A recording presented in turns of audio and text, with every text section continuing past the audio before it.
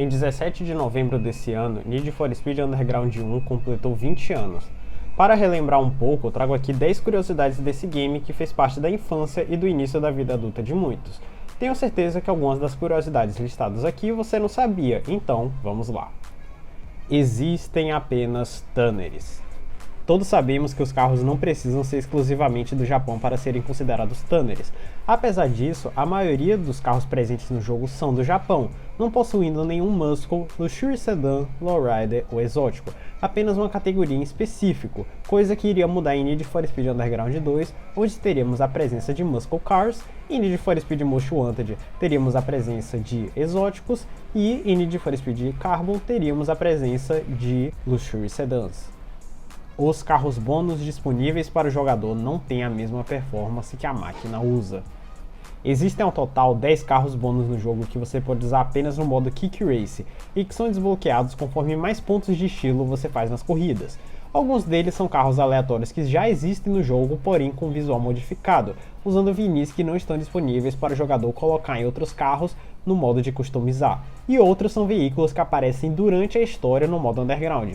Mas uma curiosidade é que esses veículos desbloqueados que aparecem no modo história são nerfados e não chegam nem perto da performance que eles têm quando a máquina usa no modo história do jogo. Basta comparar a velocidade que eles têm no modo Kick Race com a velocidade que eles têm quando a máquina usa, como por exemplo, o famoso Acura Integra da primeira corrida, o Honda Civic da Samantha, o Nissan 350Z da Melissa e o Nissan Skyline R34 do Ed. Apresentando o que não tem. A intro de Need for Speed Underground 1, se duvidar, é mais famosa e marcante do que a intro de Need for Speed Most Wanted de 2005, mas isso é assunto para outro dia. Ainda no túnel, quando o Mitsubishi Eclipse cinza está sendo tunado, aparece por cerca de um segundo na tela, sendo colocado caixas de som em seu porta-malas.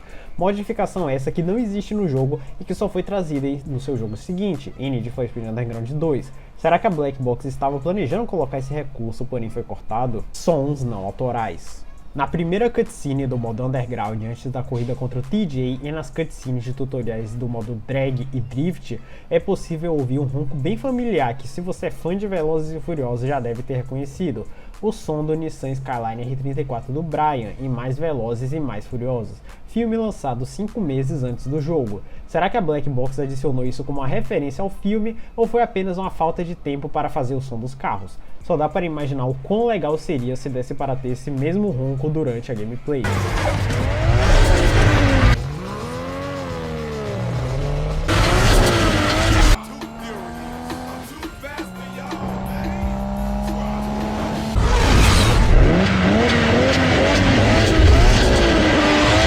A versão de PC é a única em que os carros possuem placas. As versões de console com a versão de PC possuem diferenças que são quase imperceptíveis. Uma dessas diferenças que chama a atenção é que a versão de PC é a única em que os carros na primeira corrida do modo Underground possuem placas, enquanto as versões de console os carros não possuem placas. Era para ter polícia no jogo. Como todo mundo sabe, o jogo foi inspirado nos 2 primeiros filmes da saga Velozes e Furiosos, e nesses 2 filmes temos cenas de perseguições policiais, mas se temos isso no filme, por que não no jogo, já que até mesmo seu antecessor, Need for Speed Hot Pursuit 2, tinha perseguições? Não existe uma resposta 100% oficial a respeito disso no jogo, mas a Honda antigamente não era muito fã de os jogos que tinham seus carros terem perseguições policiais. Não é à toa que os outros jogos dessa saga que não tem Honda possuem perseguições policiais. Isso viria a calhar depois em Need for Speed Heat, quando a Honda cedeu ter seus carros no jogo mesmo tendo policiais no game. Primeiro a ter modo história. Mesmo sendo o 7º jogo da saga, Need for Speed Underground 1 foi o primeiro a ter modo história, com personagens que falam, cutscenes e algo linear, mesmo que não seja tão desenvolvido e sirva mais como pano de fundo para dizer que tem modo história. Não é de se negar que pela primeira vez teve esse esforço na época em que jogos de corrida eram famosos por não ter história. Comercial não muito conhecido.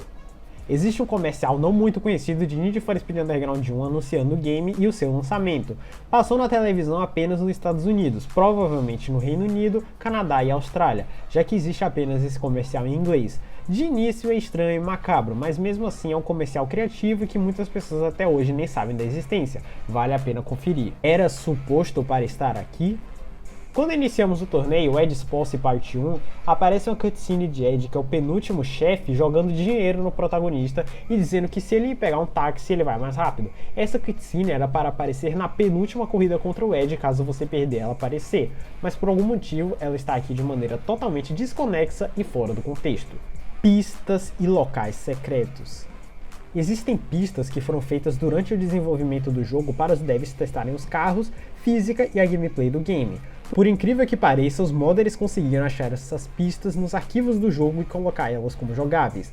Não só isso, mas também foi descoberto que existem locais no mapa de Olympic City que não são usados durante as corridas, mas que estão ali. Obviamente, se no meio da corrida você entrar, o game irá lhe resetar de volta para a corrida, mas os modders também conseguiram desabilitar essa opção para que você consiga ir até esses locais sem que o game lhe resete de volta. E aí, gostou do vídeo? Qual dessas curiosidades você sabia e não sabia? Comente aqui embaixo que eu quero saber. Até o próximo vídeo e fui!